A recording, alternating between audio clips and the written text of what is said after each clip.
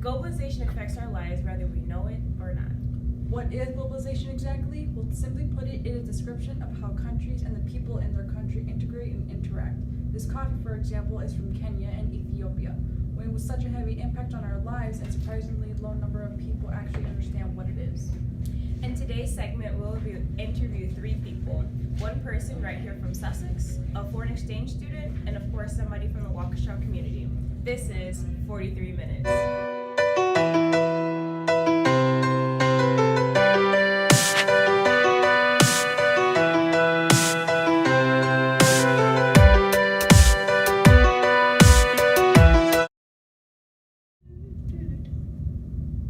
Yes, like I'm really ready to put my 2 weeks in. Do you know they tried to sell me coffee with milk?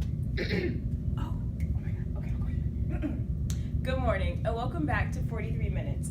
Today we have our first guest speaker, Chelsea, right here from our hometown of Sussex. Let's all give Chelsea a warm welcome.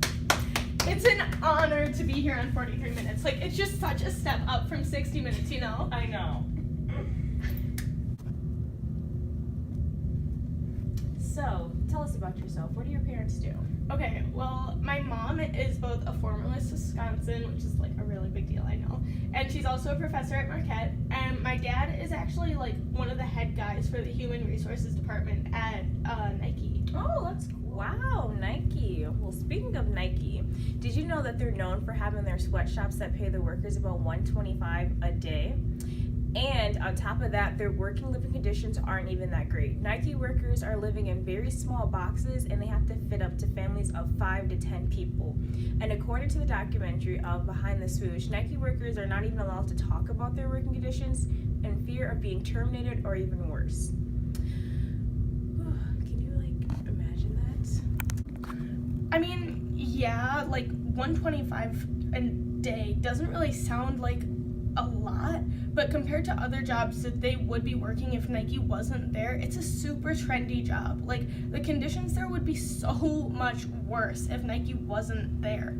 And the pay would be lower, and people with larger families wouldn't be able to support themselves. John Stossel actually said in an interview that Nike being there and having manufacturing plants in these third world countries is a form of economic globalization. And it allows both sides of the groups to like get profit off of it. And here at home we get lower prices on in-demand products, and those people who are working in sweatshops have a really steady source of income that allows them to have a higher standard of living than if they were working like agrarian jobs. Well, it was an honor having you, Chelsea. Thank you so much for coming on the 43 Minutes. Yeah, it was for a sure. pleasure. Journey on globalization, we have Ava from the Waukesha community to speak a little bit more about our question today. Is globalization really just the Americanization of the world? I would say no. Globalization isn't just Americanization of the world. We do heavily influence other countries and they do adapt to our ways, but at the same time, we aren't taking away from their culture. I believe that we come into poorer countries and provide jobs for the locals, but at the same time, we could do a much better job of making sure that the living conditions are better, the labor regulations are better, and that we pay our workers much, much better. In a presentation of how American globalization influenced other countries' culture, it talks about how the American culture influenced other countries, but we never take away from their culture, which I think is very important. We also watched a clip which showed how the middle class of China is trying to save up their money so they're able to treat their children to McDonald's. So I think that while they're adapting to us and that if we were to force ourselves upon them, they probably wouldn't accept us as much, but I feel like we're all equally one. Feel that globalization has impacted your life as a high school student and beyond, if it has, that is. I feel as globalization has impacted our life, well, my life, very much. From online shopping, which clothes are being shipped from other countries, to even buying clothes here in the U.S. that are even made here. I know that sometimes we're not fully aware of how much globalization impacts our life, but every little thing that I can think of actually impacts our life or is not even made in the U.S., which speaks value right there. From a school standpoint, I know that our spirit wear isn't even made in the U.S., so it's being shipped for each student to wear. And also, each student this year were given a Chromebook, which eventually they'll be able to keep and take home. So this allowed each student to do research, homework, and access school materials when not, from home. But I bet no one paid attention to, if you flip it at the bottom, it says made in China and it was shipped from Ireland. So I think that says a lot right there. So even beyond high school, I know globalization will not only affect my life, but it's going to only get bigger, and I feel like it's going to be a better influence, especially Now in my let's neighborhood. go to Maria, a foreign exchange student who's coming to us from Mexico. So, Maria, there are multiple forms of globalization. Chelsea talked about economic, which is like products and services. There's also financial, such as the global stock markets. Political is related to government movements, so that they're all like helping to precede the movement of other forms of globalization.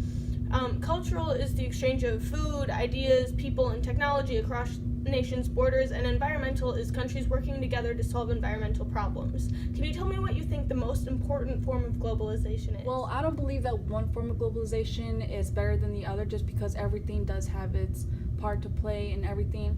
But like my abuela said, Trump is el diablo. The presidents of the United States have all had their fair share on thoughts on how the government should be functioning. My belief is that globalization either works for you or it doesn't. Political globalization, and let's just say, for example, the free trade agreements, they play a vital role in how companies and corporations want to manufacture and distribute their products. Fair trade to me is best just because all the parties that are involved, they can get their own working conditions, how they work for them, and they're not only safe, but like it says in the name, they're fair. The farmers and producers have the bigger say in how they would like things to be run in their workplace.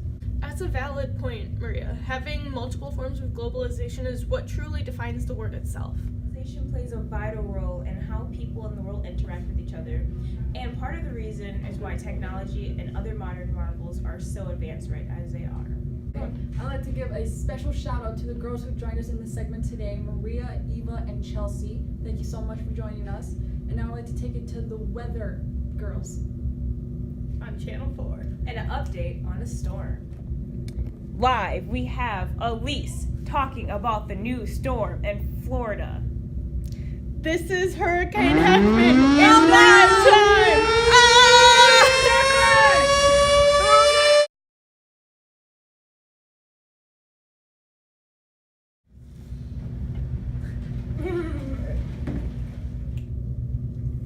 Yeah, in the very beginning. Okay.